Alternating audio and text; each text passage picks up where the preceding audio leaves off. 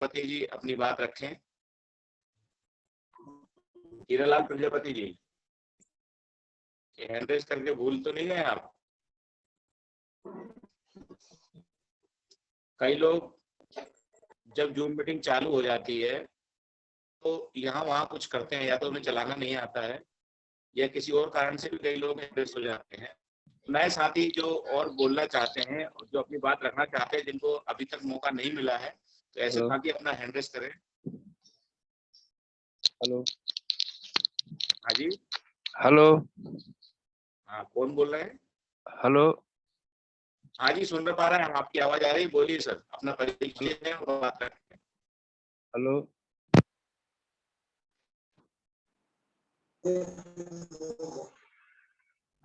Network problem है शायद, ऐसा लग रहा है कि जो सज्जन बोल रहे हैं उनके नेटवर्क की समस्या है, आवाज उनकी कट कट के आ रही है।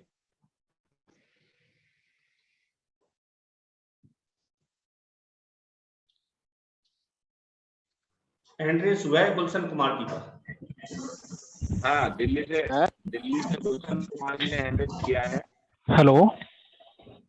हाँ जी सर, नवोदय जय भीम सर। हाँ, जय भीम, नमोदय जी। जी, बात हाँ रखें आप अपनी। जी जी।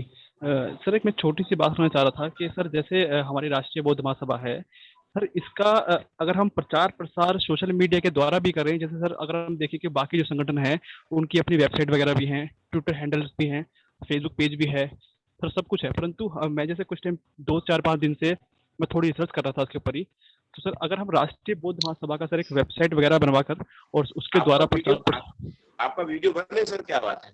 सर मैं एक्चुअली सर मैं रास्ते में ड्राइव कर रहा था, मैं पीछे कार में बैठा था मैं, तो इसलिए मैं पीछे अंधेरा आएगा सर अभी। नहीं, कोई नहीं, आपको लोग देखना चाहते हैं कि आप कहाँ से बोल रहे हैं, क्या तो थोड़ा भी अगर अंधेरा आएगा चलेगा। पीछे अगर बैठे तो आप बात रख सकते हैं, निकल लीजिए, जी अच्छा रहेगा। हाँ सर, अंधेरा ही आएगा सर। अभी कोई सर नहीं, मैं भी बात जी। किया। तो सर मैं ये बोल रहा था कि सर अगर मैं थोड़ा सा 4 5 दिन से सर मैंने बहुत सारी वेबसाइट देखी, मैंने बहुत सारे ऑर्गेनाइजेशन की देखी, चीज़ें देखी, तो सर उसके अंदर ये है कि उनकी अपनी वेबसाइट वगैरह भी हैं, अपने फेसबुक पेज भी हैं, और सर उनके अपने ट्विटर हैंडल्स भी हैं, और उनके सर जैसे जगह जगह जिनके स्टेट्स हैं, हर स्टेट के अपने अपने ट्विटर हैंडल्स हैं। तो सर हमें भी इसके ऊपर दिल्ली में मैं थोड़ा प्रभार में संभाल रहा हूँ, मैं ये गौतम जी ने मुझे दिया संभालने के लिए, तो सर मैं दिल्ली के अंदर एक ट्विटर हैंडल वगैरह मैं बनाना चाह रहा था कि जिससे लोग जुड़े हैं साथ में, और सर एक फेसबुक पेज वगैरह भी, और उसके अंदर एक हमारा सदस्यता नंबर भी हो सर, कि जिस पे लोग कॉल करके या फिर मैसेज के द्वारा उसे जुड़ सकें।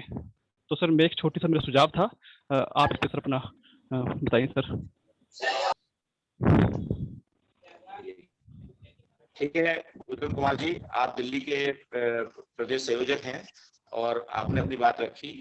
युवा हैं आप, अभी नए जुड़े हैं, तो आपने स्वाभाविक है कि सोशल मीडिया का जो क्रेज है उस पर आपने कहीं ना कहीं आपने सर्च किया होगा राष्ट्रीय बौद्ध महासभा को, और कहीं ना कहीं आपने जब ये सब देखा होगा तो निश्चित ही आपको लगा होगा कि राष्ट्रीय बौद्ध महासभा सोशल मीडिया पे काफी कमजोर है, सोशल मीडिया पे कहीं ना कहीं हमारे लोग पीछे हैं।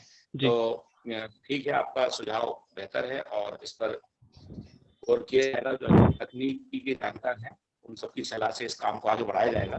तो और दूसरे साथी हीरालाल प्रजापति जी का भी हैंडरेस है, लेकिन वो पिछली बार नहीं बोल पाए, तो अगर वो आ गए हैं तो वो अपनी बात रखें।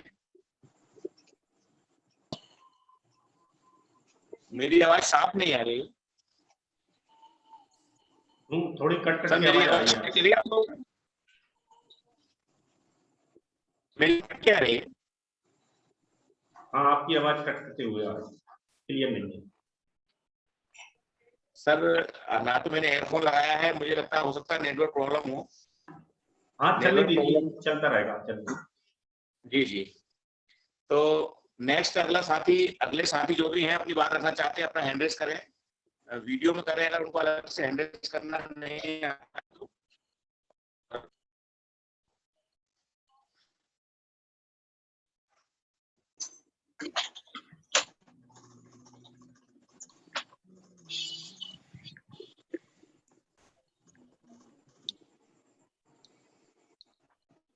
आज जो साथी जुड़े हैं सभी अपनी बात रख सकते हैं। आप इस बात, हाँ प्रजापति साहब आ गए हैं शायद, हीरालाल प्रजापति जी अपनी बात रख रहे हैं। हाँ जी, आपने हैंड रेस किया है प्रतिनिधि साहब, तो अपनी बात रखिए। कुछ कहना चाह रहे हैं आप, अपनी बात रखिए।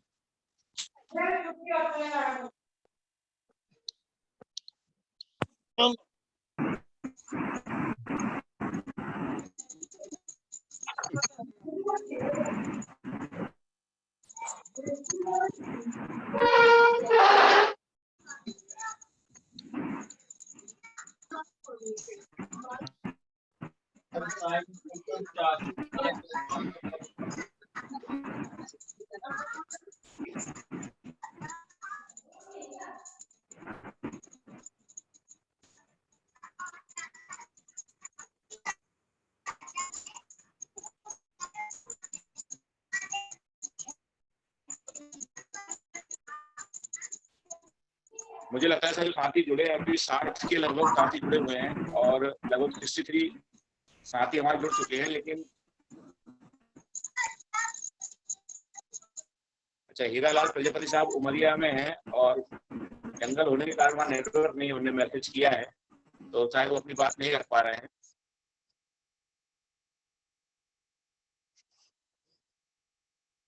बांधवगढ़ नेशनल पार्क से हैं वो, और वो अपनी बात नहीं रख पा रहे हैं। ठीक है, तो नेक्स्ट अगले जो साथी हैं वो अपनी देखिए, आप विचार करते रहेंगे और आज अपनी बात नहीं कह पाएंगे। आज खुला मंच है, फिर कई बार शिकायत होती है कि हमें मौका नहीं मिलता है। तो हर तरह से राष्ट्रीय बौद्ध महासभा का ये प्लेटफॉर्म है और लगातार सभी को बोलने का मौका दे रहे हैं और लगातार आपको मौका मिल रहा है, तो आपको अपनी बात रखनी चाहिए, मन की बात खुल के कहना चाहिए, क्योंकि पहला भारत का ऐसा प्लेटफॉर्म है जहां आपको बोलने की पूरी आजादी है। और इसके बाद भी अगर आप चुप रहेंगे तो शायद कहीं ना कहीं ये संगठन और समाज के लिए ज्यादा हितकारी नहीं होगा। तो सभी साथियों से अनुरोध है कि अपना हैंड रेस करें, अपनी बात रखें और आपके मन में जो विचार आ रहा है संगठन को लेकर, संगठन से अगर आपने कुछ अच्छा सीखा उसको लेकर, या कुछ नया आप बताना चाहते हैं संगठन के लिए, तो वह भी आप बात रख सकते हैं। तो सभी साथी से बार बार हम अपील कर रहे हैं, अनुरोध कर रहे हैं। और मुझे लगता है कि अभी सिर्फ 2 हैंड रेस हुए थे, तो एक हीरालाल प्रजापति जी हैं जो जंगल में होने के कारण नेटवर्क नहीं मिल रहा है, तो वे अपनी बात नहीं रख पा रहे हैं। और गुलशन कुमार जी दिल्ली से थे, उन्होंने अपनी बात रख दी है। तो नेक्स्ट जो भी साथी अपनी बात रखना चाहें रख सकते हैं। और हाँ, हैंड रेस हुआ है, हमारे साथी हैं देशराज आनंद जी, है ना सर? देशराज आनंद जी अपना माइक अनम्यूट कर लें, माइक अनम्यूट करें, माइक अनम्यूट करें। हेलो, जय भीम, बोलिए सर। जय भीम। नवो बुधाए, मेरी आवाज आ रही है आप सबको? हाँ जी, आ रही है, आपकी आवाज आ रही है सर। मैं अभी मुझे इसके बारे में पता चला, राष्ट्रीय बौद्ध महासभा के बारे में। मुझे भारतीय जी। बौद्ध महासभा के बारे में पता है, उसमें मैंने काम भी किया है। जी जी। मैं ये जानना चाह रहा हूँ कि भारतीय बौद्ध महासभा बनी हुई है ऑल ओवर इंडिया में, तो ये जी। राष्ट्रीय बौद्ध महासभा बनाने की क्या जरूरत पड़ी? बिल्कुल बिल्कुल, कब से जी जी, आपका सही प्रश्न है, आपका प्रश्न का जवाब मिलेगा आपको। दूसरा, जी। मैं ये कह रहा हूँ, जैसे भारतीय बौद्ध महासभा काम कर रही है, तो हम लोग उसके साथ काम ना करें? भारतीय बौद्ध महासभा के हर रोज एक नया संगठन बना के उस संगठन को अलग पहचान दे के हम जो डिवाइड हो रहे हैं, उससे हमें समाज को क्या फायदा मिलने वाला है? थोड़ा सा मुझे प्रकाश डालेंगे? जी जी सर, बिल्कुल आपने सवाल सही किया है। और जैसा कि इसका जवाब माननीय अध्यक्ष जी देंगे बाद में, लेकिन मैं आपका सवाल मैंने नोट कर लिया है और अध्यक्ष जी भी आपको सुन रहे होंगे, तो इसका आपके सवाल का जवाब मिलेगा। आप अंत तक जुड़े रहिए, क्योंकि अगर मैं आपका सवाल का जवाब दूंगा तो बाकी साथियों को बोलने का मौका नहीं मिल पाएगा। और मेरी ड्यूटी संचालन की है, तो मैंने आपका सवाल भी नोट कर लिया है और आपका नाम भी नोट कर लिया है। कहाँ से हैं आनंद जी आप? मैं शाहदरा दिल्ली से हूँ। जी जी जी, दिल्ली जवाहरलाल से आप? नगर, शाहदरा दिल्ली। जी जी, बिल्कुल आपके सवाल का जवाब मिलेगा, आप अंत तक जुड़े रहिए। ठीक है, थैंक यू। मैं थोड़ा सा अपने बारे में बता दूं। जी। मैं नेशनल इंश्योरेंस कंपनी लिमिटेड में मैनेजर ऑडिट इंचार्ज चंडीगढ़ में काम करता हूं। जी जी। और मेरा रेजिडेंस दिल्ली है, जवाहरलाल नगर, शाहदरा। जी। मैं भी थोड़ा सा समाज के लिए थोड़ा सा काम कर लेता हूं, समाज के लिए जितना हो सकता जी है। जी जी। तो इसलिए मैं जी। आपसे जुड़ा हूँ थोड़ा सा, ये मुझे मेरे मन में जो शंका नहीं, थी आप- मैंने आपको बताया। नहीं, आप निश्चिंत रहिए, आपके सवाल का जवाब मिलेगा और हम सवाल सुनना पसंद करते हैं और उसका जवाब देना ही पसंद करते हैं। ये प्लेटफॉर्म ऐसा है, यहाँ की जगह आपने जो सवाल किया है बहुत ही सही सवाल है आपका, और आपके सवाल का आपको वाजिब जवाब मिलेगा। और आपका नंबर भी आप चाहें तो उसमें चैट बॉक्स में डाल दें या बोल दें तो मैं नंबर भी आपका नोट कर लेता हूँ। तुम्हें दो पसंद है वो था।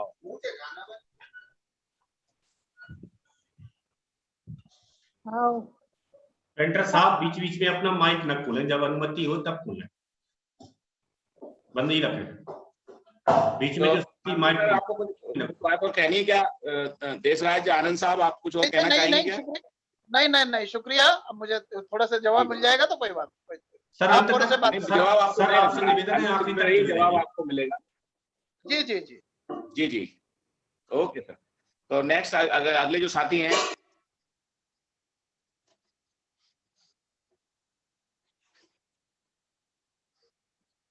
देखिए साथियों, हमेशा विषय और वक्ता पहले से डिसाइड होते हैं, लेकिन राष्ट्रीय बौद्ध महासभा ने आज सभी साथियों को मौका दिया है कि आप अपनी बात रखें। और हमारे कई साथी 68 साथी यानी 70 साथी जुड़े हुए हैं, और 70 साथियों में से मुझे ऐसा लग रहा है कि सभी साथी कुछ ना कुछ जो बातें हैं अपनी नहीं रखना चाह रहे हैं। ये या तो वो पूरी तरह से संतुष्ट है संगठन की बातों से और सारा उनको ज्ञान या सारी जानकारी प्राप्त हो चुकी है, या फिर वो साथी कोई झिझक है, डर है, या बोलने में उनको ऐसा लग रहा है कि हम अगर अपनी बात रखेंगे तो गलत हो जाएगी। लेकिन साथियों ऐसा नहीं है, अगर आप अपनी बात रखते हैं तो अगर गलत होगी तो उसको किया जाएगा, और अगर आपकी बात पहले से सही है और संगठन के हित में है तो उसको मान्य भी किया जाएगा। तो जो साथी जुड़े हैं वो निश्चित है कि अच्छा, एक युवा साथी हमारे जुड़े हुए हैं, रविराज जी, आपको आवाज आ रही है मेरी? Yes sir. इसके बाद मैं कुछ बोलना चाहूंगा। जी जी, कौन बोलना चाह रहा है सर? हेलो। हाँ जी, यस सर। हाँ जी, कौन बोल रहा है? सर मैं रविराज, रामनगर नैनीताल उत्तराखंड से जगन्नाथ पेंटर में कुछ बोलना चाहूंगा। आप इनके बात बोलिए सर, आपको मौका दिया जाएगा, आप इनके बात बोलिए। अभी ये हम रवि जी से बात कर रहे हैं, युवा साथी हैं हमारे। हाँ, रवि जी के बाद आपको नंबर दिया जाएगा पेंटर साहब। हाँ, बिल्कुल बिल्कुल। जी रवि जी आप बोलिए, आप अपना माइक अनम्यूट कर लीजिए पेंटर साहब। मैं रविराज।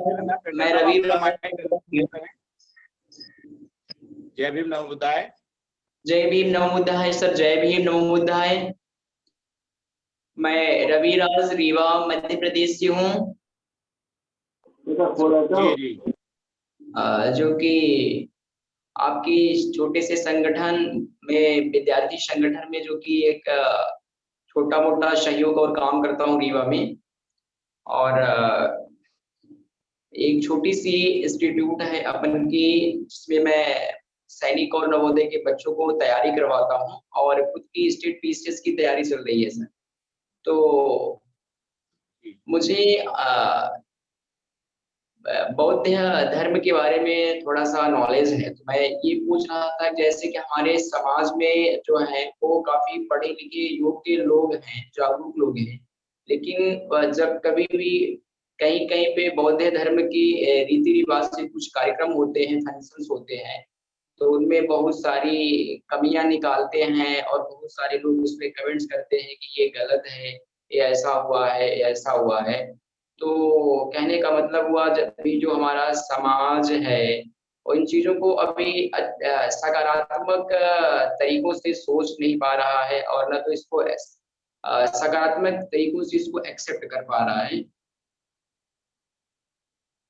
जी जी जी, तो कहने का मतलब हुआ कि सर समाज में कुछ ऐसी चीजें लाना होगा कि ये चीजें समझे और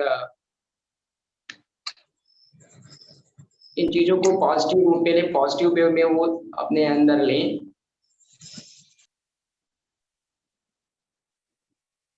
जी रवि जी जी सर।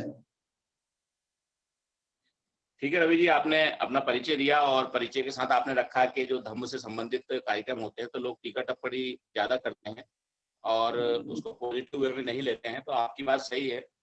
आज तक जो सारी बातें हुई हैं उन बातों में महत्वपूर्ण बात यही है कि हमारा जो देश है भारत देश, भारत में जो बुद्धिज्म है वो नवयान बाबा साहब के द्वारा दिया हुआ बुद्धिज्म है, और कहीं ना कहीं भारत की जो जनजन एक पूरी आबादी है, लास्ट तक की आबादी है, उसके पास बुद्धिस्ट संस्कार नहीं पहुंचे हैं, और उन्हीं के कारण आज ये स्थिति है कि कहीं कोई किसी तरह से कार्यक्रम कर रहा है, कोई किसी तरह से कर रहा है, और ये पूरे देश में एक रूपता लाने के लिए ही राष्ट्रीय बौद्ध महासभा लगातार सतत संपर्क कर रही है। और एक दिन ऐसा होगा कि पूरे देश में एक रूपता आएगी, समानता आएगी, और समानता से जैसा कार्यक्रम दिल्ली में होगा वैसा ही मध्य प्रदेश में होगा, वैसे ही पश्चिम बंगाल में होगा, वैसा ही उड़ीसा में होगा, और वैसे ही केरला में होगा, क्योंकि राष्ट्रीय बौद्ध महासभा आज 37 राज्यों में बड़े पैमाने पर अपना काम फैला चुकी है, बड़े पैमाने तक हमारी बात पहुंच पा रही है 37 राज्यों में। तो रवि जी आप निश्चिंत रहिए, ये शुरुआत है, तो शुरुआत में इस तरह की बातें होती हैं, आप भी लगातार सतत जुड़े रहिए, और आपको इसी तरह से संगठन के माध्यम से मार्गदर्शन मिलता रहेगा, और संगठन के साथ जुड़कर आप रहेंगे तो आपको इस बात का विश्वास होगा कि पूरे भारत में एकरूपता लाने के लिए ही राष्ट्रीय बौद्ध महासभा काम कर रही है। क्योंकि कहीं ना कहीं पहले के जो संगठन है उसके संबंध में माननीय राष्ट्रीय अध्यक्ष रखेंगे, वो प्रश्न सभी के नोट करते जा रहे हैं, तो आप निश्चिंत रहिए इस बात से। इसके बाद मैं माननीय जगन्नाथ पेंटर साहब से अनुरोध करूंगा जो उत्तराखंड से हैं, जी वे अपनी नमो बात रखें। बुद्धाय माननीय जय जगन्नाथ भीम। पेंटर साहब। जी जी जी हाँ, नमो बुद्धाय जय भीम। जय भीम, नमो बुद्धाय साहब, बात रखें अपनी।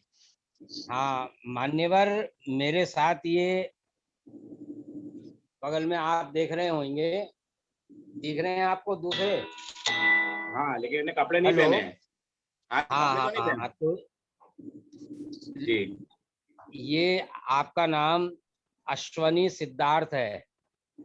जी, आपने आप हमारे प्रोग्राम से जुड़ते हैं, और आपने 5-6 नाम जो है भेजे थे लिंक करने के लिए, तो वो कुछ नाम देहरादून से हैं, इनके बहनोई हैं, और कई लोगों के नाम भेजे, वो अभी तक लिंक से जुड़े नहीं है। सिर्फ इतना ही था, कृपया उन्हें लिंक से जुड़वा दीजिए। अश्वनी सिद्धार्थ के नाम से जो इन्होंने पोस्टें भेजी थी, जो नाम भेजे थे और वो कार्यालय में भेजे थे, उन्हें जुड़वा दीजिए।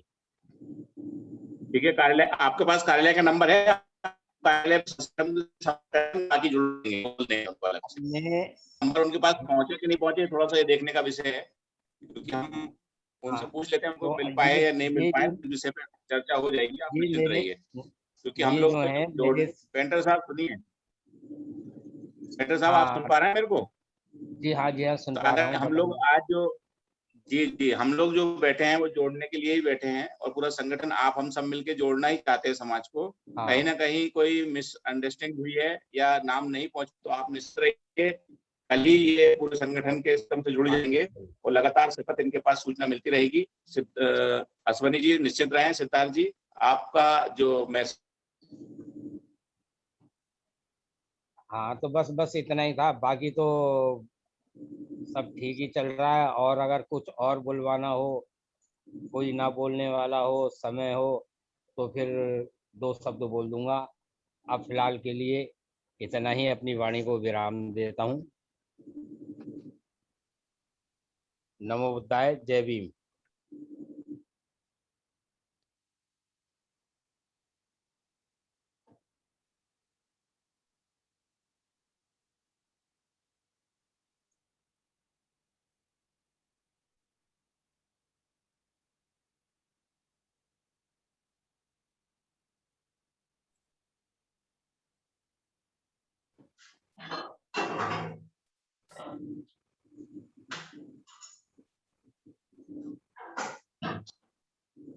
माननीय इंडोलिया साहब, अपनी बात आप रख सकते हैं, आपका माइक अनम्यूट कर, आपने हैंड रेज किया है। हेलो, आवाज आ रही है सर? जी आ रही है। सभी साथियों को सादर जय भीम, नमो बुद्धाय। सर मेरा सिर्फ अभी मैं पिछले 1 माह से जूम मीटिंग पर जुड़ रहा हूँ, सारी गतिविधियों से बहुत कुछ सीखने को मिल रहा है, लेकिन निवेदन सिर्फ ये है कि अब फील्ड में उतरना है तो अधिक से अधिक कैडर लेने वाले साथी तैयार करके हम जितनी जल्दी समाज के आखिरी पायदान तक पहुंचेंगे, उतनी ही जल्दी हमें अपने मिशन में और हमारे महापुरुषों का सपना पूरे करने में सहायता मिलेगी। यही आशा है कि हम जल्दी से जल्दी फील्ड में अधिक से अधिक कैडर लेने वाले साथी, ट्रेंड साथी, प्रशिक्षक तैयार कर सकें। साधुवाद, धन्यवाद मुझे बोलने का मौका दिया।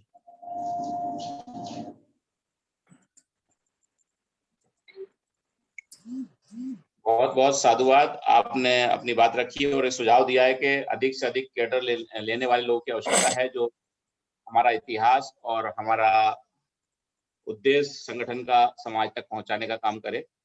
ऐसे साथियों की आवश्यकता है। बिल्कुल सही कहा आपने, क्योंकि लोग इधर से सुनकर उधर निकालने वाले तो बहुत हैं, लेकिन जो सुनकर समाज तक बात पहुंचाने का काम कर सकें, ऐसे लोग भी।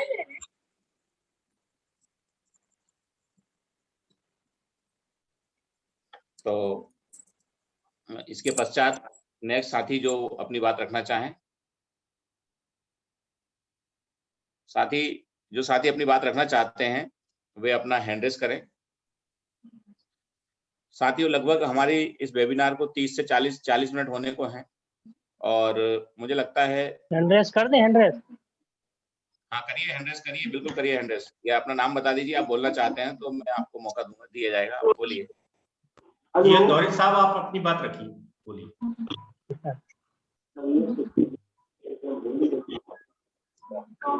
हाँ जी सर, आवाज सुनाई दे रही? हाँ, वीडियो भी ओपन कर लीजिए।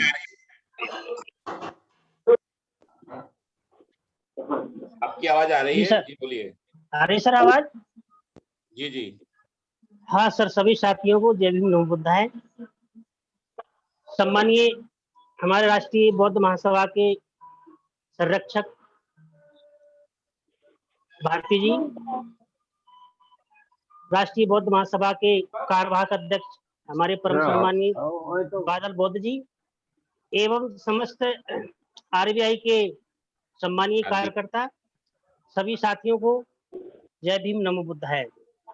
साथियों, मैं भी इस कार्यक्रम से हमारे परम सम्मानीय बादल बौद्ध जी के मार्गदर्शन में मैं इस मीटिंग में लगभग प्रतिदिन जुड़ रहा हूँ और इस कार्यक्रम के माध्यम से निश्चित रूप से जो एक सपना संजोया हुआ है हमारे संयोजक महोदय एवं कार्य अध्यक्ष महोदय ने, तो निश्चित रूप से हम इस कार्यक्रम में सफल होंगे। लेकिन साथियों, यहाँ पर एक विचारणीय प्रश्न मैं छोड़ रहा हूँ। जैसा कि सम्राट अशोक के समय में बौद्ध धर्म का जो प्रचार प्रसार और विदेशों तक जो हुआ था, वो होने की वजह एकमात्र था कि जब सम्राट अशोक का शासन था तो निश्चित रूप से शासन से ही धर्म फलता और फूलता है। यहाँ पर मेरा कहने का आशय है कि हमें शासन सत्ता जब तक प्राप्त नहीं कर लेते, शासन सत्ता में नहीं आ जाते हैं, तब तक हमारा धर्म उतनी तीव्र गति से नहीं फैल पाएगा या तीव्र गति से हर व्यक्ति इसको आत्मसात नहीं कर पाएगा। तो इसके लिए हमें इस विषय पर भी गंभीरता से चर्चा करना चाहिए।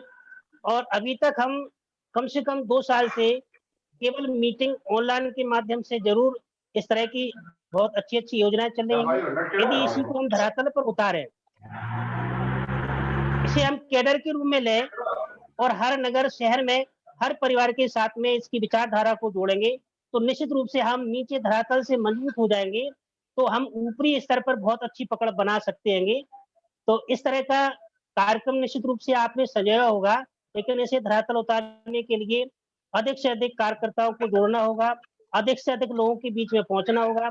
यहाँ तक मेरा विचार है कि अब हम कुछ महिलाओं के भी हम यदि ऑर्गेनाइजेशन बनाए संबंध में महिलाओं को भी जोड़ेंगे, तो निश्चित रूप से महिलाओं की जो बौद्धिक क्षमता होती है, मैं समझता हूँ कि पुरुषों से यदि कम नहीं हो, ज्यादा नहीं होती तो कम भी नहीं होती है। क्योंकि बाबा साहब अम्बेडकर ने भी महाराष्ट्र में जब पुरुष वर्ग तैयार नहीं हुआ था, तो वहां पर उन्होंने अपने मिशन को आगे बढ़ाने के लिए ऐसे छोटे छोटे कार्यक्रम महिलाओं के बीच में किए और महिलाओं ने उसमें अपनी ताकत और बढ़ चढ़ करके हिस्सेदारी दी थी, तो उससे उनको एक ताकत मिली थी। आज के दौर में भी हमारी वर्ग की महिलाएं बहुत ऊंचे पदों पर हैं, बहुत बुद्धिजीवी हैं, उनके अंदर बहुत सारी प्रतिभा है। यदि उस प्रतिभा का हम लाभ लें तो निश्चित रूप से हमें उन प्रतिभाओं को निकालना होगा। तो साथियों, मेरा ये थोड़ा सा विनम्र आप लोगों से निवेदन है कि इस कार्यक्रम को हम धरातल पर उतारेंगे, कैडर के रूप में लेंगे, छोटे नगर कस्बों तक हम यदि जाते हैं तो निश्चित रूप से जिसको जिस तरह की जिम्मेदारी दी जाए और उसको आगे सेंट्रलाइज किया जाएगा तो निश्चित रूप से हमारा जो राष्ट्रीय बौद्ध महासभा का एक सपना है वो बहुत कम समय में बहुत अच्छी तरह से परिणाम मिलेंगे। तो साथियों, मैंने अपने अल्प समय में जो भी विचार रखे हैं, हो सकता है उसमें किसी को ठेस पहुंची हो, मैं क्षमा प्रार्थी हूँ। पुनः सभी को जय भीम, नमो बुद्धाय। अपनी अगली कार्रवाई करें। बहुत बहुत साधुवाद सर। कहाँ से हैं आप? वहीं गुना रहते हैं? कहाँ रहते हैं आप? कहाँ पर रहते हैं? सर मैं गुना रहता हूँ, गुना। जी जी जी। जैसा कि आपने कहा गुना मध्य प्रदेश। जी जी जी, बिल्कुल बिल्कुल। जैसा आपने कहा, बहुत सही सुझाव दिए आपने कि जमीन पे काम करने की आवश्यकता होती है। वास्तव में परिवर्तन जमीन पे ही लाना है, ऊपर तो सब होता ही रहता है। और आपकी बात से पूरा संगठन सहमत होगा और हम भी सहमत हैं। और लेकिन आप भी जानते हैं कि कोविड की समस्या के चलते पूरे देश में हम फिजिकली कार्यक्रम नहीं कर पाए हैं और ना ही कोई दूसरे संगठन कर पाए हैं, लेकिन राष्ट्रीय बौद्ध महासभा जूम के माध्यम से सतत लोगों से जुड़ने का काम करती रही है। और अब जब से कोविड-19 खत्म हुआ है तो मध्य प्रदेश के बारे में मैं आपको जानकारी बता दूं कि मध्य प्रदेश के सभी जिलों में लगभग फिजिकल कार्यक्रम हो रहे हैं और आपके गुना जिले में भी आपको करना चाहिए। और आपको भी बादल साहब के साथ सहयोग करके गुना जिले में भी एक अच्छा कार्यक्रम का आयोजन करना चाहिए जमीनी। तो हम समझेंगे कि आप संगठन के भी हितैषी हैं और हमारा संगठन आगे बढ़ेगा। जमीन पे जाने की आवश्यकता है हमको, तो सभी की ड्यूटी है। बाकी संगठन जी सर, जैसा निर्देश का पालन करने के लिए तैयार हूँ सर। जी जी जी, बिल्कुल बिल्कुल। ठीक है सर, बहुत बहुत साधुवाद। नेक्स्ट साथी जो भी अपनी बात रखना चाहें हैंड रेज करें। माननीय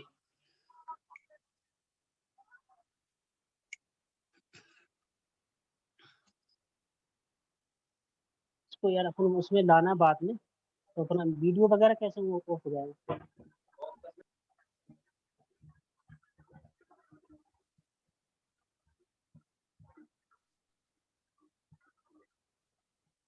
एक हमारे साथी जुड़े हुए हैं जो काफी दिनों से हरिमोहन अहिरवार जी हैं लटेरी से, और वो काफी जागरूक साथी हैं और पहले भी मेरी उनसे बात होती रही है। वो कई उनके सवाल होते थे तो, लेकिन मुझे लगता है कि आज उनको बोलना चाहिए, अपनी बात रखना चाहिए। हरिमोहन अहिरवार जी लटेरी विदिशा से जुड़े हुए हैं। वे अपना माइक अनम्यूट करें और अपनी बात रखें। हरिमोहन जी, हरिमोहन जी अपना माइक अनम्यूट करें। जय भीम, नमो बुद्धाय सर। जय भीम, नमो बुद्धाय। जय भीम, नमो बुद्धाय। सर आवाज आ रही है मेरी? बिल्कुल आ रही है, आपकी आवाज आ रही है सर, बोलिए। सर्वप्रथम करुणा के सागर तथागत भगवान बुद्ध को नमन करते हुए, बहुजन समाज में जन्मे सभी ऋषि मुनियों महापुरुषों को नमन करते हुए, हम सभी के मसीहा बाबा साहब को मेरा कोटि कोटि नमन। आरबीएम के संस्थापक व कार्यवाहक अध्यक्ष महोदय व सभी आदरणीय जो आज की जूम मीटिंग में जुड़े हैं, उन सभी महानुभावों को मेरा सादर नमन। मुझे अपनी बात रखने का मौका मिला, मैं कृतज्ञ हूँ आप सभी का। सर मैं बोल तो नहीं पाता हूँ, लेकिन मैं कोशिश करूंगा मैं कुछ बोलूं। सर जब से जूम मीटिंग का जो चल रहा है, मैं तब से लगभग जुड़ता रहता हूँ।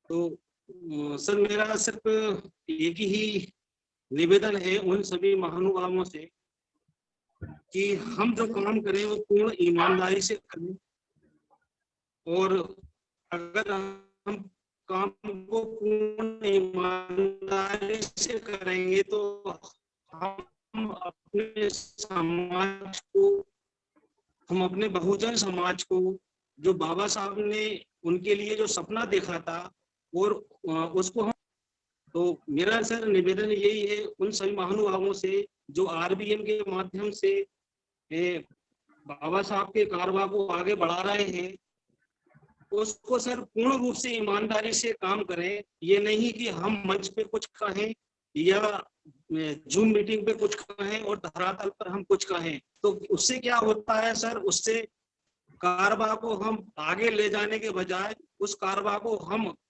हमको तो ऐसा लगता है कि हम उस कारवा को आगे बढ़ा रहे हैं, लेकिन अगर जब हम उसकी हम सर्वे करें तो उन लोगों को से के माध्यम से हम पूछे जो हमसे नहीं जुड़े हैं तो वो और दिखाते कुछ हैं। तो मेरा सर निवेदन यही है कि हम जब हमने कस ली है तो हम उसको पूर्ण रूप से ईमानदारी से करें।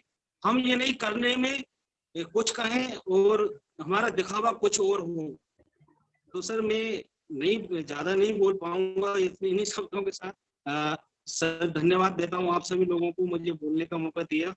बहुत बहुत धन्यवाद सर। जय भीम, नमो बुद्धाय।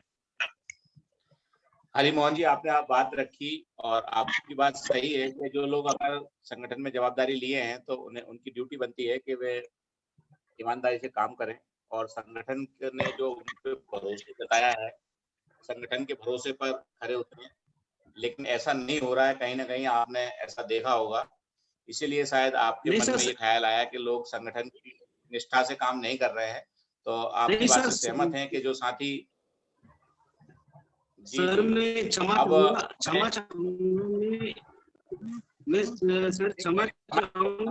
बात रखिए। आज इस संगठन की बात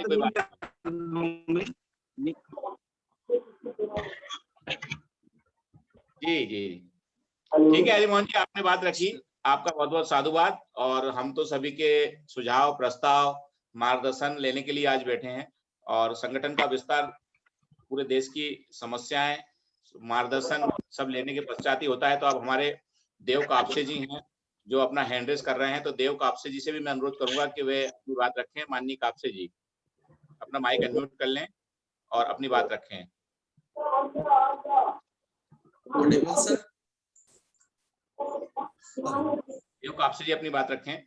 क्या आप मुझे सुन पा रहे हैं? हाँ जी, हाँ जी। ऑल ऑफ यू, नमो बुद्धाय, जय भीम। जय भीम, नमो। मैं सिर्फ यही कहना चाहूंगा कि काफी टाइम से मैं जूम मीटिंग के माध्यम से जुड़ रहा हूँ, सभी लोगों को सुन रहा हूँ और ये अच्छी बात है कि हमारे संस्था या समाज के जो बुद्धिजीवी वर्ग लोग हैं, सभी लोगों ने इस बात को सोचा, एक संगठन का निर्माण किया और 25 ऐसी समस्याएं जिन पे कि हमें आगे काम करना है और उसको माइक को अनम्यूट कर लीजिए कापसे साहब, अपना माइक अनम्यूट करें। हेलो, सॉरी, आप सुन पा रहे हैं मुझे? हाँ जी, अब आ रही है, आवाज आ रही है। सभी को जय भीम, नमो बुद्धाय। क्योंकि समय का बहुत महत्व होता है और समय के साथ मतलब हम लोग मैं ये रिक्वेस्ट करूंगा कि हमारे द्वारा जो राष्ट्रीय बौद्ध महासभा का संगठन है जो अभी करंट पे रन हो रहा है, उसमें सभी लोग को सुनता हूँ, उसमें देखा काफी लोग अच्छी चर्चाएं भी करते हैं और सबसे अच्छी बात की जो 25 समस्याएं जिनका निवारण करने के लिए हम लोगों ने हम वचनबद्ध है, सभी को मिलकर काम करना चाहिए, सभी को ये करना चाहिए। नॉलेज ऑफ सिम्बॉल, जिसे कि सारी दुनिया कहती है अम्बेडकर, सारी दुनिया जिसका मतलब आज तक कोई हेलो जी सर बोलिए, आवाज आ रही है आपकी सर। नॉलेज ऑफ सिम्बॉल उन्होंने मतलब हमें साथ में जो दिया, उनके आशीर्वाद से, उनके मतलब मेहनत से हम लोग उनके द्वारा जो की हुई चीजें उसका उपयोग करके हम आज जो समाज में आगे बढ़ रहे हैं, हर SC ST OBC और माइनॉरिटीज लोग, तो हम लोग ये चाहते हैं कि हम लोग तो बढ़ गए लेकिन हमारा संगठन और ये सारी चीजें लोग भी, आप मेरी आवाज सुन रहे हैं सर? ये सभी लोग ये चाह रहे हैं, सभी लोग चाहते हैं कि आगे बढ़े। तो बाबा साहब ने जो हमें शिक्षा, शिक्षित बनो, संगठित रहो, संघर्ष करो, तो सबसे पहला क्वेश्चन भी मेरा उस टाइम यही था कि शिक्षित बनो। और इसके लिए हमें सबसे पहले, आई थिंक ये मेरा सुझाव है, ये हो सकता है ये मेरा अपना सुझाव है, मैं ये नहीं जानता कि सभी लोग इसके लिए सहमत होंगे नहीं होंगे, लेकिन जो एक मैंने सबसे पहला ये कहा था कि बच्चे किसी भी समाज के लिए नींव होती है, चाहे वो कोई भी समाज हो, कोई किसी भी धर्म जाति का व्यक्ति हो, तो उसे टारगेट करना। और बच्चों का, और जो हमारे महानुभाव जो लंदन से जुड़े थे उन्होंने भी यही जवाब दिया, जिसमें कि दो चीजें, एक 5 साल से लेके 15 साल की उम्र तक का बच्चा, यदि हम इस टाइम ड्यूरेशन में जो माइंड सेट हो जाता है एक बार इंसान का, उसके बाद वो कभी नहीं बदलता। और उसके ऊपर यदि हम काम करें तो मुझे लगता है कि बहुत बेस्ट रहेगा। तो इसमें शिक्षा सबसे पहला महत्व है, और ये हमें बाबा साहब ने वहीं पे मतलब ये भी दे दिया कि हमें आगे जाके करना क्या है, बिना शिक्षा के और बिना समझ के। और ये हो सकता है कि कम्युनिकेशन गैप हो सकता है कि उनके द्वारा, जो एक बुद्धिजीवी है, उनके द्वारा कही हुई बात को हम उस रूप में स्वीकार ना समझ पाए, तो इसे कम्युनिकेशन गैप कह सकते हैं कहीं ना कहीं, या हम में निर्णय लेने की क्षमता हो ना हो, ये पॉसिबिलिटीज होती है। लेकिन जो मैंने एक कुछ धीरे धीरे चीजें देखना चालू किया, तो इसमें मैं एक आपको एक स्क्रीन शेयर करना चाहूंगा, जिसमें कि अब एग्जाम्पल तौर पे देखें कि अदर समाज जैसे क्रिश्चियन हुआ, मोमेडियन हुआ, ये जो समाज भी है, तो ये लोग सबसे पहले टारगेट अपने बच्चों को करते हैं, अपने घर से शुरुआत करते, अपने समाज से शुरुआत करते हैं। उनका कहीं पर भी जैसे हम लोग के स्कूल्स नहीं किए, जो कि खासकर स्कूल्स, चाहे हम बौद्ध विहार में स्टार्ट करें, चाहे ऐसे ऐसे संस्थाओं को या ऐसे स्कूल से स्टार्ट करें जहाँ पे कि मतलब शिक्षा का माध्यम, मतलब जैसे सीबीएसई हो, प्लस अपने मतलब धम्म चर्चा और धम्म ज्ञान को ऐसे इंक्लूड करे। और माइनॉरिटीज जो गवर्नमेंट ऑफ इंडिया, चाहे सेंट्रल गवर्नमेंट हो चाहे स्टेट गवर्नमेंट हो, ये माइनॉरिटीज और इन लोगों को ऐसी फैसिलिटी प्रोवाइड्स करती है, क्योंकि जैसे मिशनरी स्कूल चल रहा है या मदरसे चल रहा है, तो वो अपने समाज को बढ़ाते हुए और धीरे धीरे इसको छोटे स्कूल्स और छोटे बच्चों में अगर ये चीजें डाले, तो ये मेरे ख्याल से हम लोग जल्दी ही अपने लक्ष्य को प्राप्त करने में बहुत सहायक होंगे। इसके लिए मैं आपको एक स्क्रीन शेयर करना चाहूंगा, प्लीज थोड़ा अगर आप मुझे इजाजत देंगे तो ज्यादा बेटर होगा। जी करिए, आप स्क्रीन शेयर कर सकते हैं। जी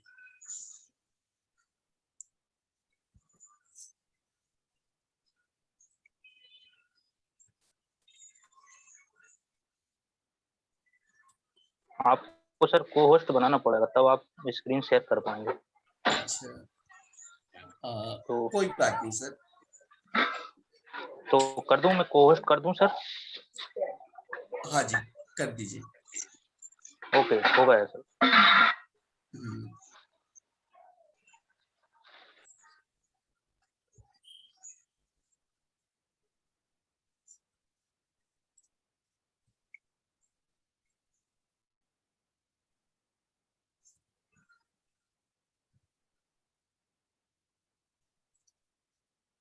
कर पा रहा हूँ? क्या स्क्रीन देख पा रहे हैं आप? अभी लोड हो रही है, शायद नेटवर्क प्रॉब्लम है, आ रही है स्क्रीन। अभी देख पा रहे हैं साहब? हाँ जी आ रही है, स्क्रीन आ रही है, बढ़िया। ये है पंजाब का एक स्कूल जिससे मैंने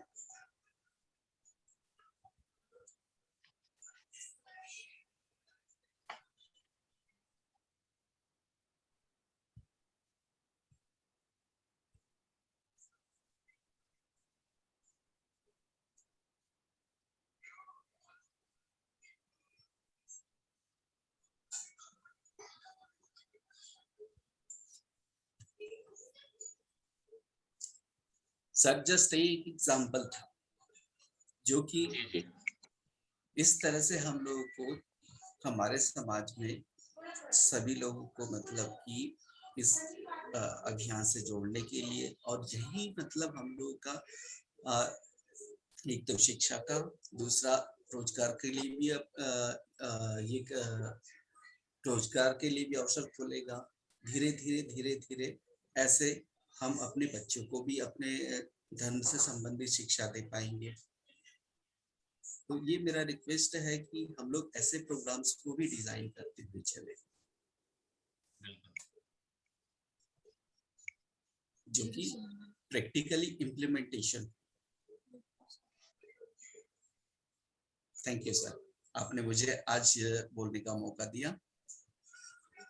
बहुत बहुत साधुवाद माननीय आपसे जी, और आपका सुझाव और आपकी बात जो है बहुत सही है, और इसको लेकर राष्ट्रीय बौद्ध महासभा ने एक बड़ा प्लान तैयार किया है, और कोविड के चलते शायद हम इस बार सफल नहीं हो पाए, नहीं तो 100 बच्चों का आगरा में पहला स्कूल हमारा राष्ट्रीय बौद्ध महासभा के माध्यम से पूरे देश से जो टॉप और सिलेक्टेड बच्चे थे, गरीब जो बच्चे अपने देना चाहते हैं, ऐसे बच्चों के लिए 100 बच्चों की व्यवस्था माननीय राष्ट्रीय अध्यक्ष जी ने आगरा में की है, जो राष्ट्रीय कार्यालय है वहां पर, और पूरे देश से उन बच्चों को एक जगह इकट्ठा करके फिर शुरुआत उसका होना है, लेकिन कोविड के चलते नहीं हो पाई है। तो जो आपने सुझाव दिया है, बिल्कुल इसी दिशा में राष्ट्रीय बौद्ध महासभा काम कर रही है। जैसे ही परिस्थितियां अनुकूल होंगी हम इस दिशा में काम करेंगे, और आप इसी तरह से अपना मार्गदर्शन और सीधे सतत जुड़े रहिए। क्योंकि सर इसमें सबसे बड़ी बात जो मैंने देखी, मैंने कई पोस्टों पर काम किया, अभी तक जो मेरा वर्क एक्सपीरियंस रहा है MNCs में रहा है, कॉर्पोरेट्स में रहा है, गवर्नमेंट फील्ड में रहा है, और भी प्राइवेट फील्ड्स में भी रहा है, कई विभागों में काम किया। वर्तमान में मैं कोर्ट में काम कर रहा हूँ, तो इससे संबंधित मैंने चीजें जो देखी हैं, और ये क्या है हर जगह, और अभी जो शिक्षा का व्यवसायीकरण हुआ है, तो हम सभी अभी स्कूलों में जाते हैं या हम अपने बच्चों को स्कूलों में भेजते हैं, तो एक मोटी फीस जो जाती है, तो मेरे ख्याल से अगर हम अपोजिट चले सर, बड़े लोकेशन की बजाय छोटे लोकेशन से चले,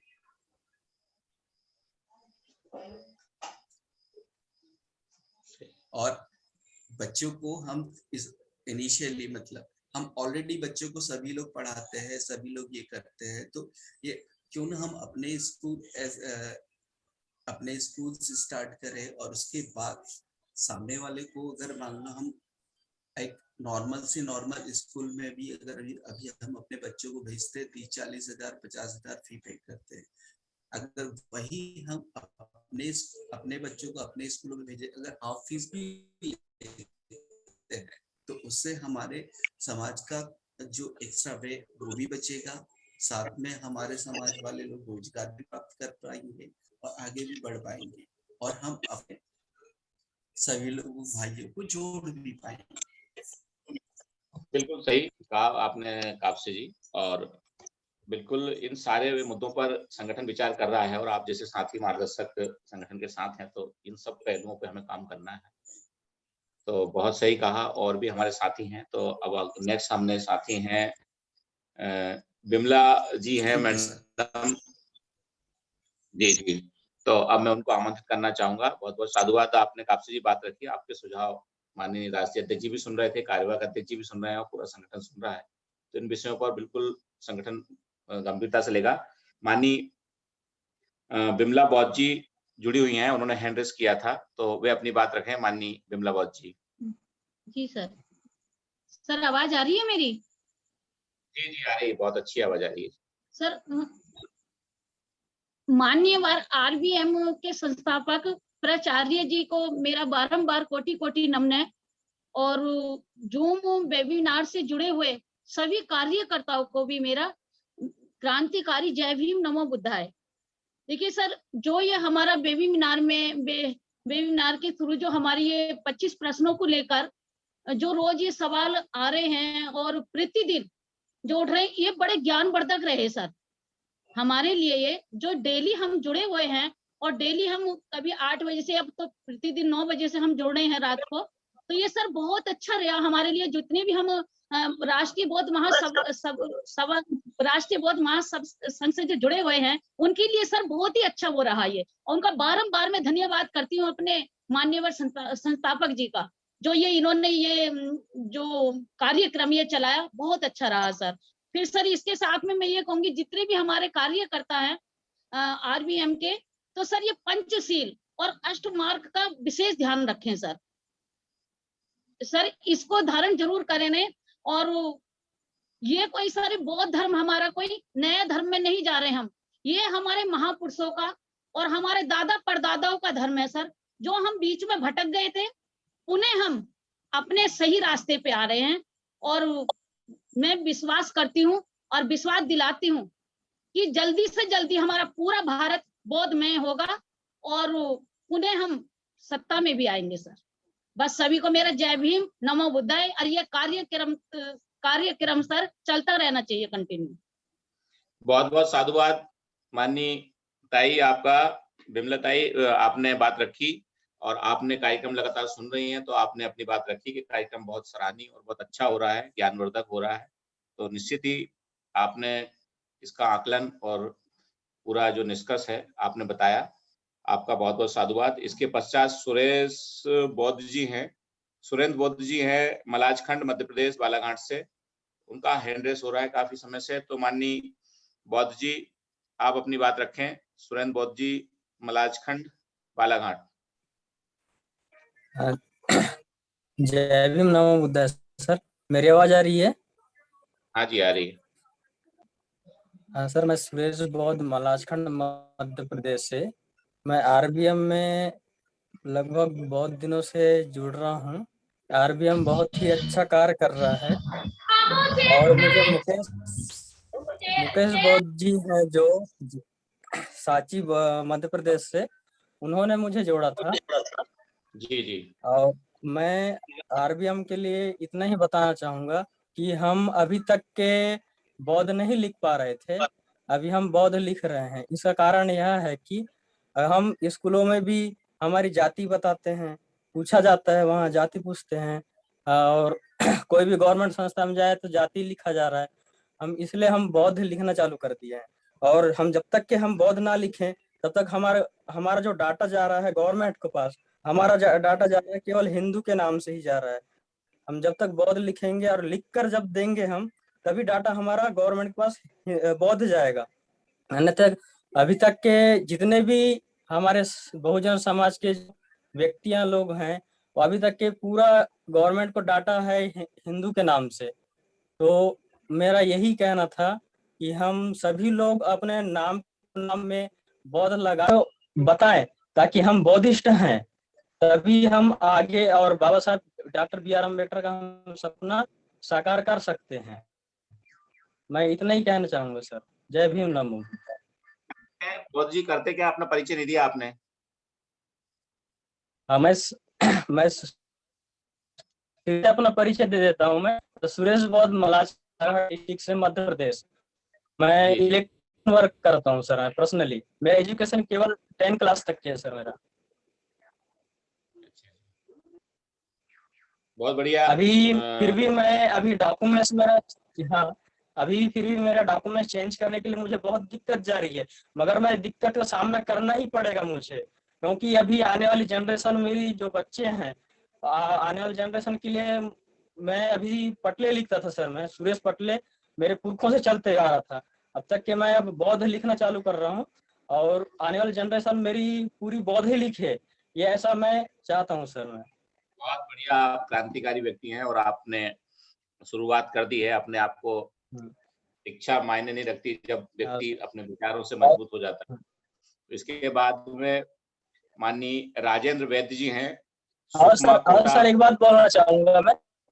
जी जी जी। हेलो जी, सुन रहे हैं, बोलिए। हाँ सर, मैं और नेशनल इंटरनेशनल बुद्धिस्ट सोसाइटी का सदस्य भी हूँ सर मैं, जो दिल्ली से डॉक्टर बोधाचार्य डॉक्टर SN बौद्ध जी हैं, वो संस्थापक हैं, और उसमें मैं सदस्य हूँ सर। वहीं से मुझे धम्म दीक्षा प्रमाण पत्र भी हासिल हुआ है ऑनलाइन से सर। जी जी जी, चलिए। जब तक हम अपने आप को बौद्धिस्ट नहीं बोलेंगे, और कई लोग सर अभी तो अपने आप को बौद्ध तो बोलते हैं सर, मगर घरों में अपने यहाँ तो कई तो कर्म कांड करते रहते हैं। सामने तो अम्बेडकर जी की महापुरुषों की फोटो लगा के रखते हैं, और अपने अंदर में घर के अंदर तो पूरे हिंदू धर्म के देवी देवता को सजा के रखे हुए हैं। क्योंकि मैं इलेक्ट्रिशियन हूँ सर, मुझे क्या है, घर के अंदर आना जाना बाहर होना ही पड़ता है, तो मैं देखता हूँ डायरेक्ट मैं उनको मुंह में बोलता हूँ सर, क्या ये इस क्या चीज के लिए रखा गया है इसे। मैं उनको पूछता हूँ तो मेरा सवालों को जवाब नहीं देते हैं।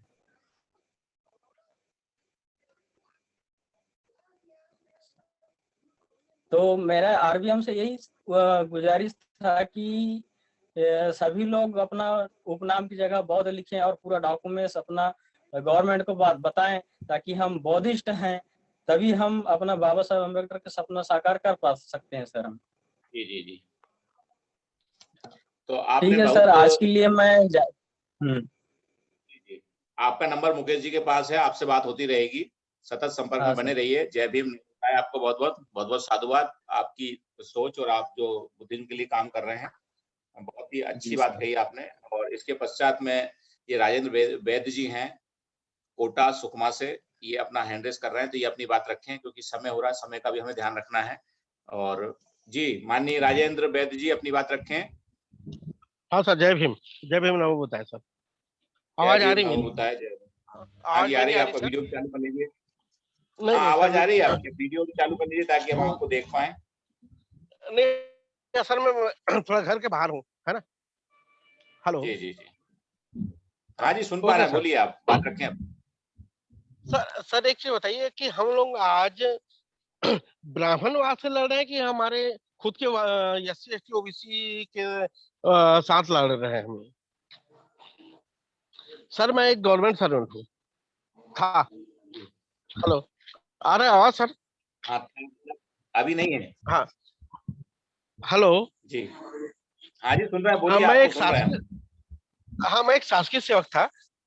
मेरे को एक नियम के तहत व्यास दे दिया गया, और मेरा रीट हाई कोर्ट में पेंडिंग है। ठीक है, और मेरे को नुकसान पहुंचाने वाले लोग जो हैं कोई भी ब्राह्मणवादी व्यक्ति नहीं है, हमारे एससी एसटी और ओबीसी वर्ग के लोग हैं। हम लोग मैं लगभग सारी परिचर्चाओं में शामिल होता हूँ। हम ब्राह्मणवाद के खिलाफ लड़ते। मैं एक से बताऊं सर, आपने अपना परिचय नहीं दिया, कहाँ से हैं, थोड़ा सा परिचय दीजिए अपना। मैं राजेंद्र कुमार वैद्य जी, निवासी राजनांदगांव का हूँ। राजनांदगांव के? हाँ राजनांदगांव को, लेकिन मैं जिला न्यायालय दंतेवाड़ा में AG2 के पद पे कार्यरत था। जी जी। हेलो, हाँ सुन रहे हैं, बोलिए। आपको लेकिन मेरे को एक जो शासन का नियम है 20-50, मतलब जिसकी सेवा अवधि 20 वर्ष हो गई है और जिसका आयु 50 वर्ष हो गया है, उस नियम के तहत सेवानिवृत्ति दे दी गई। मेरा सीआर के बेस पर, और मेरे सीआर खराब करने वाले तीनों के तीनों जो मेरे अधिकारी थे वो एससी और एसटी वर्ग के लोग थे। तो हम ब्राह्मणवाद के खिलाफ लड़ रहे हैं कि हम अपने एससी एसटी वर्ग के खिलाफ लड़ रहे हैं। हमारे एससी एसटी ओबीसी के समुदाय के लोग जब एक पद में पहुंच जाते हैं, उस पद का फायदा वो अपने वर्ग को दे सकते हैं, लेकिन वो वहां पे जाके अपना सारा चीज भूल जाते हैं और अपने ही लोगों को नुकसान पहुंचाते हैं। मैं महोदय एक चीज बताऊं, इस वेबिनार से, और एक चीज बता देता हूं कि मैं शुद्ध अम्बेडकरवादी हूं, क्योंकि मैं महाल जाति का हूं, है ना। और मैं किसी भी अन्य धर्मों का या किसी प्रकार का देवी देवता अल्लाह खुदा का नहीं मानता हूँ। लेकिन बताऊं महोदय, हमारे लोग ही हमारे लोगों के दुश्मन बने बैठे हैं यहाँ पे। क्या हम क्या कर सकते हैं इसके लिए, बताइए आप। बात खत्म होगी आपकी? हम लोग बात पूरी हो हाँ गई? मेरी हो गई, खत्म हो गई। जी जी, तो आपका कहना है कि हाँ हमारे पूरी लोग, हो गई सर, पूरी हो गई। मैं जी जी, अब आप सुन लीजिए। हाँ हमारे लोग ही हमारे हमारे लोग ही हमारे दुश्मन है। हाँ, अब आपकी पीड़ा हम समझ गए हैं और आपकी समस्या भी हमें समझ में आ गई है, तो हमारी सुन लीजिए आप। जी, तो मैं ये कहना चाहता हूँ कि जो लोग अपना कह रहे हैं, जिन्हें आप कह रहे हैं सिर्फ कास्ट के आधार पर आप SC/ST होने का प्रमाण पत्र उनके पास है, लेकिन बुद्धिस्ट अम्बेडकरवादी वो नहीं होंगे, इसलिए वो आपके साथ ऐसा किया है, या उन्हें अपने और पराई की पहचान नहीं है और सही गलत की पहचान नहीं है। तो यही हमारी सबसे बड़ी समस्या है। हम उन्हें अपना सिर्फ जाति के आधार पर हम अपना कहें, महार चमार होने के लिए अपना कहें, तो वो हमारे अपने नहीं हो सकते हैं। एक वैचारिक क्रांति की आवश्यकता है, जिसके लिए संगठन काम कर रहे हैं। तो जो लोग ऐसे सब पूरे देश में पाए जाते हैं, बाबा साहब अम्बेडकर ने भी जिन 20 लोगों को विदेश पढ़ने भेजा था, उन लोगों ने लौटकर आके क्या किया, तो आप समझ सकते हैं कि पूरे देश में बाबा साहब ने तो ये भी कहा था कि जिस दिन 20 इंजीनियर, 20 वकील और 20 हमारे पूरे देश में हो जाते हैं, तो पूरे देश का उद्धार हो जाएगा। आज तो लाखों एडवोकेट और लाखों इंजीनियर हैं। तो ऐसा क्यों हो रहा है? तो ये आप समझ सकते हैं कि एक वैचारिक जो क्रांति की आवश्यकता है। ऐसे लोग जो समाज के नाम पर सिर्फ आरक्षण और फायदा लेकर अपना काम कर रहे हैं, तो उन्हें कहीं ना कहीं समाज की समझ नहीं है या समझना नहीं चाहते हैं, समाज के नाम की मलाई खा रहे हैं। तो ऐसे लोगों का इलाज, हम जब संगठित होंगे, एक बड़ा वर्ग तैयार होगा और वही इसका इलाज कर सकता है। अगर आप चाहें कि सीधे आज उनको सीधे समझा दें, तो उनको आपकी और मेरी किसी की सुनने वाले नहीं। तो उनको समझाने के लिए सतत हमें काम करने की आवश्यकता है। सतत आप जुड़े रहिए, आप संघर्ष कर रहे हैं। सर एक मिनट सर, एक मिनट, मैं बोल सकता हूँ? नहीं, अब आपकी बात खत्म हुई। अगर आप बोलना चाहते तो बोल दीजिए। अगला नेक्स्ट व्यक्ति इंतजार कर रहे हैं, उनको मौका देना है। सर हमारे यहाँ अभी जो है ब्राह्मणवाद से सबसे बड़ा नासुर है हमारे SC/ST OBC लोग। ब्राह्मणवाद हमारा अभी सर ब्राह्मणवाद हमारा नुकसान नहीं पहुंचा रहा है, लेकिन हमारे SC/ST और OBC वर्ग के जो लोग हैं, जो उच्च पदों पे पहुंच गए हैं, वही हमारे वर्गों का सबसे ज्यादा नुकसान कर रहे हैं। देखिए सर, आपकी बात सही है। आप जो कह रहे हैं वो बात भी सही है। ऊंचे पद से लेके नीचे पद तक भी ऐसे लोग हैं जो हमारा नुकसान कर रहे हैं। आज जो हमारा वोट का अधिकार है, उसका गलत प्रयोग करके मनुवादी ताकतों को बिठाकर हमारा नुकसान कर रहे हैं। अधिकारी बनकर नुकसान कर रहे हैं, कर्मचारी बनकर नुकसान कर रहे हैं। तो नुकसान तो हर जगह हमारा हो रहा है। और आज हम मान्यवर साहब कांशीराम साहब ने हमें 85% अपनी आबादी बताई है, और हम उस आबादी को कहीं ना कहीं आपस में लड़ने में जो हम अपना समय बर्बाद कर रहे हैं, वही तो हमारा कारण है बर्बादी का। तो दुश्मन हमारा नुकसान कर रहा है, उसके पास एक विचारधारा है, और उस विचारधारा के दम पर वो हम पर राज कर रहा है। तो उसी विचारधारा को खत्म करने के लिए हमें जो मानवतावादी तथागत बुद्ध और बाबा साहब की विचारधारा है, उसको स्थापित करने का काम कर रहे हैं, सतत प्रयास कर रहे हैं। इस तरह की समस्याएं केवल आपके साथ नहीं, पूरे देश में है। ये बात आपको माननी पड़ेगी, और इन समस्याओं से लड़ने के लिए हमें सतत काम सर पूरे देश में आपकी बात समाप्त हो गई है, और मुझे लगता है आपके सवाल का जवाब भी मिल गया होगा। आप नेक्स्ट जो हमारे साथी हैं, नहीं मिला है जवाब आप नहीं मेरा मिला नंबर सर। आप सुनिए जी, मेरी बात सुनिए। तो उसका आप चाह रहे हैं कि क्या उन जो जिन अधिकारियों ने आपके साथ गलत किया, उनसे सीधे बात की जाए? ऐसा तो नहीं होगा ना। उन अधिकारी, हमारे देश की, पूरे देश की समस्या है ये, आपके यहाँ नहीं हो रहा है। सब जगह यही हो रहा है। हमारे लोग के खिलाफ RTI लगा रहे हैं, हमारे लोग की शिकायतें कर रहे हैं। ये पूरे देश में चल रहा है।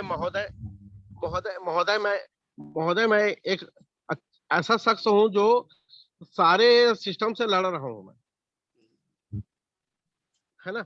मैं जी, आपकी जो लड़ाई है, बिल्कुल आप लड़ रहे होंगे सिस्टम से। हाँ, तो सिस्टम से लड़ रहा हूँ जी। बताइए, आपकी बात खत्म करिए जी। ओके सर, ओके, चलो थैंक। आप सर आपको एक निवेदन है मेरी, है ना। जी जी। हेलो, आपका नंबर जो है मेरे पास तो यहाँ पे नहीं है, मैं आपसे सीधे बात कर सकता हूँ। नंबर नोट कर लीजिए मेरा जी, बिल्कुल। मुकेश बहुत सर मिल जाएगा क्या? हाँ जी, मिल जाएगा। आप मेरा नंबर कहीं से मिल जाएगा, संगठन किसी पदाधिकारी से नंबर मिल जाएगा मेरा। ठीक है सर, आप मुझसे सीधे बात कर सकते हैं। इसके पश्चात राजेंद्र अहिरवार जी है भोपाल से, और वे अपना हैंडल कर रहे हैं, तो वे अपनी बात रखें। आपको नंबर मिल जाएगा सर। आपका नाम? मेरा नाम संतप्रिय कमलेश बौद्ध, राष्ट्रीय महासचिव राष्ट्रीय बौद्ध महासभा जी। कमलेश बौद्ध, ओके सर, धन्यवाद जी, जी। धन्यवाद। जय भीम जय भीम।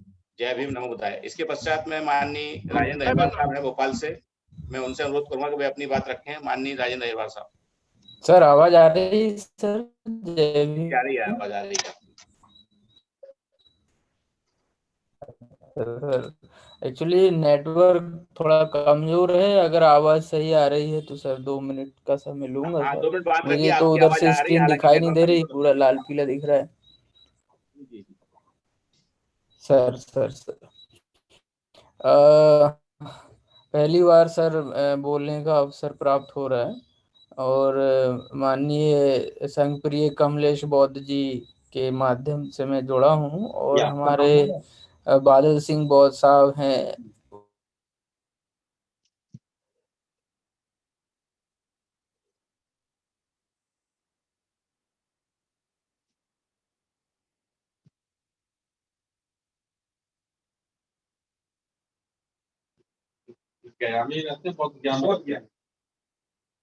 जी, नेटवर्क प्रॉब्लम हो गई शायद आपकी अहिरवार साहब, आपकी आवाज नहीं आ पा रही है।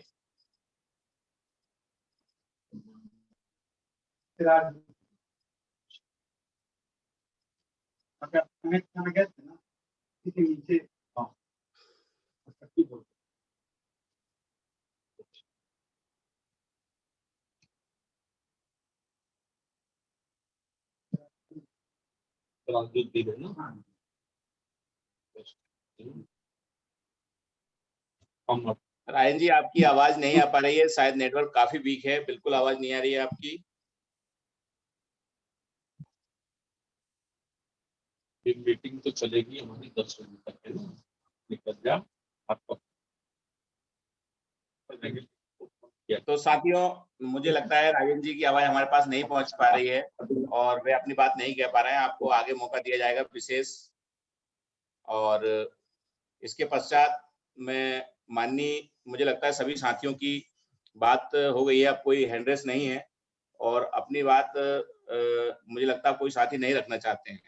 तो इसके पश्चात में आज के कार्यक्रम के मुख्य अतिथि माननीय बादल सिंह बौद्ध साहब से अनुरोध करूंगा कि वे अपनी बात रखें और कार्यक्रम को हम आगे बढ़ाएं, क्योंकि कार्यक्रम का काफी समय हो गया है, लगभग 9:20-25 हो गए हैं। तो हमें समय का भी ध्यान रखना है। तो माननीय मुख्य अतिथि को मैं आमंत्रित करना चाहूंगा, वे अपनी बात रखें।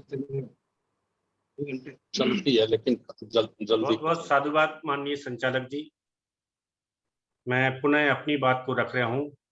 हमारे राष्ट्रीय अध्यक्ष महोदय आज की अध्यक्षता कर रहे हैं, उनको भी अपनी बात रखना है। और 1-2 प्रश्न भी आए हैं और सुझाव भी आए हैं। आज की चर्चा के पीछे मुख्य उद्देश्य ये था कि लोकतंत्र का जैसे नियम है, इसमें सभी साथियों की भागीदारी होना चाहिए। लंबे समय से जो साथी राष्ट्रीय बौद्ध महासभा से जुड़कर सुन तो रहे हैं, ये एक पक्षीय बात होती है कि वो जुड़कर बात को सुन रहे हैं, लेकिन सुनने के बाद उनके अंदर किस प्रकार की प्रेरणाएं आती हैं, किस प्रकार के सुझाव भी उनके मन में आते होंगे और क्या बात वो हमसे कहना चाहते हैं, तो सबके सामने उनको भी बात रखने का आज राष्ट्रीय बौद्ध महासभा की तरफ से एक अवसर इसलिए प्रदान किया गया है कि हो सकता है कि कोई भी ऐसी बात जो अभी तक हमारे वक्ताओं द्वारा प्रस्तुत नहीं की गई हो और किसी सुनने वाले के पास वो बात हो। ऐसा अक्सर होता है, क्योंकि विद्वान वही व्यक्ति नहीं होते जो इधर आके बोलते हैं, सुनने वाले व्यक्ति भी विद्वान होते हैं और इसी जिज्ञासा के साथ वह जुड़ते रहते हैं कि हमें और भी कुछ मिलता है, हम सीखते रहें, लेकिन उन्हें कहने के मौके कम मिल पाते हैं। तो ये मौके आज माननीय साहब द्वारा यहाँ प्रस्तुत अपनी बात करने के लिए रखा गया था। मुख्य उद्देश्य जो था वो मैं आपको बता दिया है कि राष्ट्रीय बौद्ध महासभा जैसे चाहती है कि जो यथा स्थिति बाद अन्य संगठनों में चलती आई है, समय के अनुसार परिवर्तन न करना, समय के अनुसार ज्वलंत मुद्दों को न रखना और समय के अनुसार परिणाम समाज के सामने न लाना, इन कई कारणों के कारण बहुत सारे संगठन आपस में सदाचार भाईचारा न होने के कारण टूटते हुए नजर आते हैं। राष्ट्रीय बौद्ध महासभा वह कार्य नहीं करना चाहती या संगठनों की आलोचना करना नहीं चाहती या किसी संगठनों से हमारा प्रतिस्पर्धा का कोई संबंध नहीं है।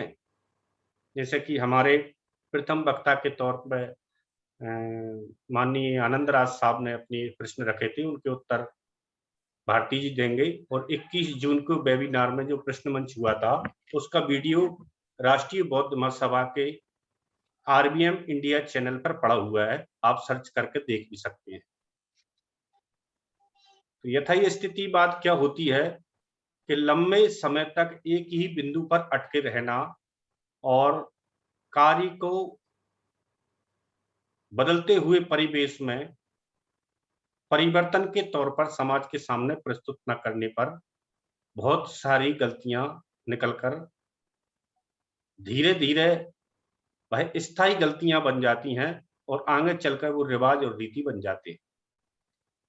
जैसा कि हम देखते हैं बाबा साहब के समय में जो लोग यथाही स्थिति बात से नहीं उबर पाए वह आज भी उसी व्यवस्था में जी रहे हैं जिस व्यवस्था में वो बाबा साहब का विरोध करके हमारे उस समय के और कई लोग नेतृत्व करता थे उनके साथ थे। तो उनमें एक और नाम में हम सब जानते हैं, आदरणीय सम्मान के साथ उनका नाम लेना चाहूंगा क्योंकि वह भी बाबा साहब के साथ एक मंत्री थे, बाबू जगजीवन राम जी। बहुत से साथी उनके पास चले गए थे, तब बाबा साहब को भी बहुत सारी समस्याएं हुई थी। अगर हम सभी साथी एक साथ मिलकर बाबा साहब के साथ चले जाते, बाबू जगजीवन राम साहब के साथ न होते, तो बाबू जगजीवन राम भी बाबा साहब के साथ होते और हमारी बात उसी समय बदल गई होती। आगे चल के हम देखते हैं तो मानवर कांसीराम साहब के साथ की जो घटनाएं हम देखते हैं 64 से लेकर 72 तक के समय की, तो कुछ लोग और यथास्थिति बात के शिकार हुए। बदलते परिवेश में जैसे सिद्धांत होता है कि 2 और 2 4, तो प्रिंसिपल तो 4 है लेकिन जो उसके कार्य करने की जो प्रक्रिया है वह 2 + 2 4 हो गई। अब 6 - 2 करके भी 4 निकल के आता है। तो जो उद्देश्य है वो 4 यथा स्थिति बाद हम बनाए रखते हैं और जिसके विरोध में ये तथागत का पूरा कारोबार निकल कर आता है। जब हम बुद्ध को देखते हैं तो उन्होंने विरोध किसी का नहीं किया सीधे सीधे, उनको ये सामाजिक रचना थी, सामाजिक व्यवस्था थी, इसके विरोध में उन्होंने 3 चीजें करने को कहा है और 5 चीजें करने को नहीं कहा। बुद्ध ने 3 हमको शरण में जाना है और 5 कार्य हमको नहीं करना है। तो सीधा सीधा बहुत हल्का सा सिद्धांत उनका था, 3 शरण और 5 संकल्प, 3 करना है और 5 नहीं करना है। तो उस व्यवस्था से बुद्ध ने ये सिद्धांत क्यों रखा था कि उस समय जो व्यवस्था थी उस व्यवस्था में हमारे लिए कोई स्थान नहीं था। तो उसी बात को लेकर आगे बाबा साहब ने बढ़ाई बदलते परिवेश में। तो बहुत सारे लोग आज भी ऐसे हैं जो बाबा साहब को धर्म के मामले में बुद्ध से अलग करके रख देते हैं और बीच में डिवाइडर डाल देते हैं। यही डिवाइडर डालने के कारण आज हमारा विश्व का सबसे अच्छा ग्रंथ बुद्ध और उनका धम्म, जो एक हिंदी गॉस्पेल है, बाबा साहब ने अपने जीवन के अंतिम समय में प्रयास से 5 साल में लिखने के बाद हमको रखा। लेकिन हमारे 80% घरों में आज भी बुद्ध एंड धम्मा नहीं है और 20% के पास है। तो 20% में से 10% साथियों ने आज तक उनको कभी पढ़ाई नहीं है। जैसे साहब ने पिछली बार उदाहरण दिया था कि एक लड़की के पास 100 का नोट था, तो वो 100 का नोट उसने बुद्ध और धम्म की किताब में छिपा के रख दिया।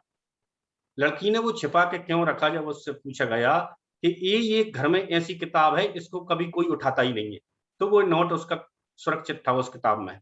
तो ऐसी हालत हमारे घर में, हम बाबा साहब के साथ जब धम्म का पालन करते हैं तो भाई बुद्ध के जो कहीं 28 बुद्धों का जिक्र लाते हैं तो कहीं और लाते हैं। मैं मानता हूं कि हर समय में बुद्धिस्ट व्यक्ति हुए होंगे, लेकिन जो बात रखी जाती है उनके चिन्ह मिलते हैं बोधिसत्व के।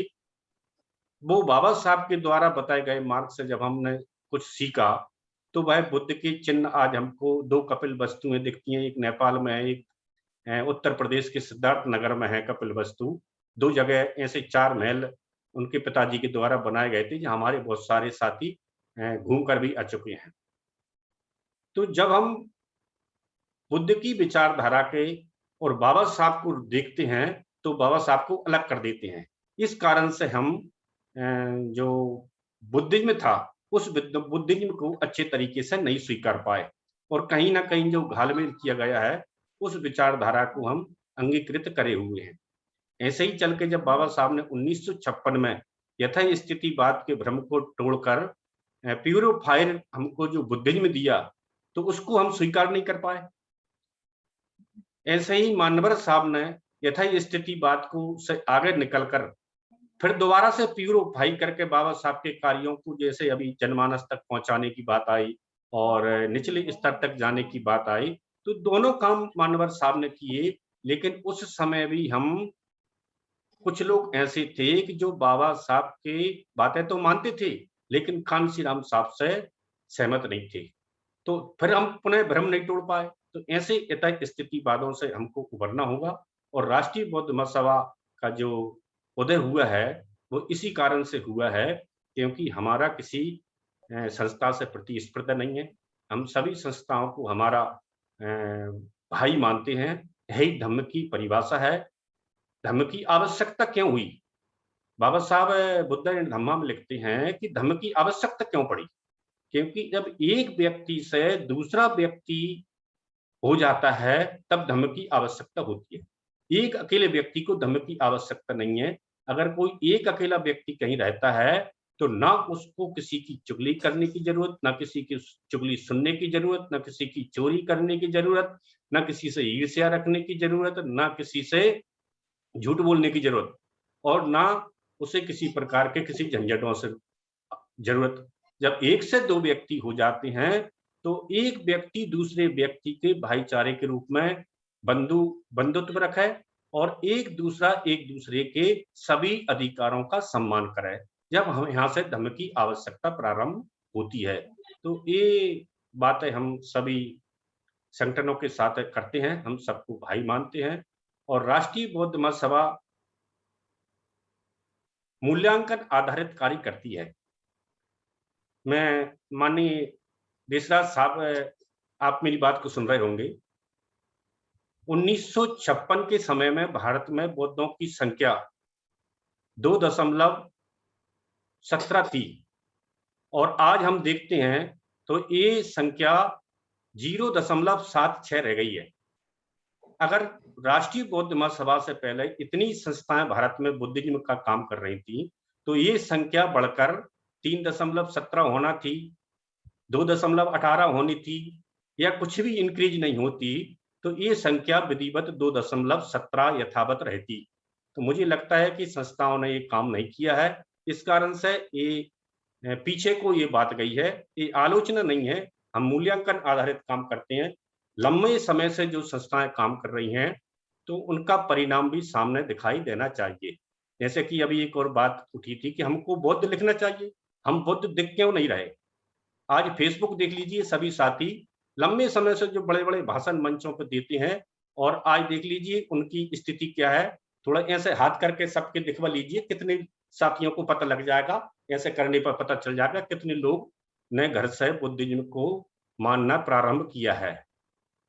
आज के दिन इस रखने का कारण यही था कि पूर्णिमाओं का बहुत महत्व है बुद्धिज्म में, और सबके लिए खुलकर बात रखने की यहाँ आज़ादी है।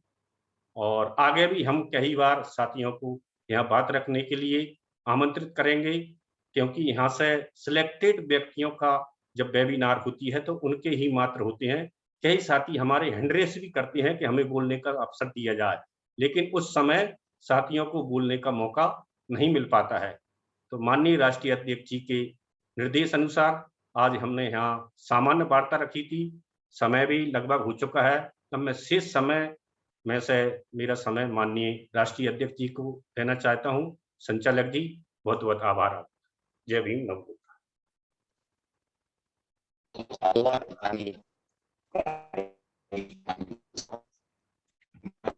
बुद्धाय। राजन जी का हैंडरेस वापस हो रहा था, अगर आपकी अनुमति हो, अध्यक्ष जी की अनुमति हो तो उसको 2 मिनट का समय दे दें, नहीं तो प्रोटोकॉल दे दीजिए। जी। माननीय सिंह एलआरटी भोपाल से हैं जो अपनी बात रख रहे थे, उस समय की बात कोई नेटवर्क प्रॉब्लम कारण नहीं हो पाई थी, तो मैं अपनी बात रखी और तो मैं आपको भी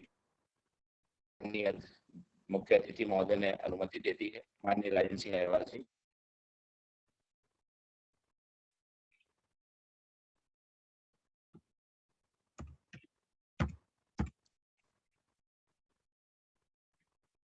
हमें लगता है कि शायद उनकी नेटवर्क प्रॉब्लम अभी समस्या हल नहीं हुई है नेटवर्क की। तो अब कार्यक्रम के हम अंतिम पड़ाव पर हैं और हमें माननीय अध्यक्ष जी को सुनना है। तो कार्यक्रम की अध्यक्षता कर रहे हैं हमारे मार्गदर्शक कार्यवाहक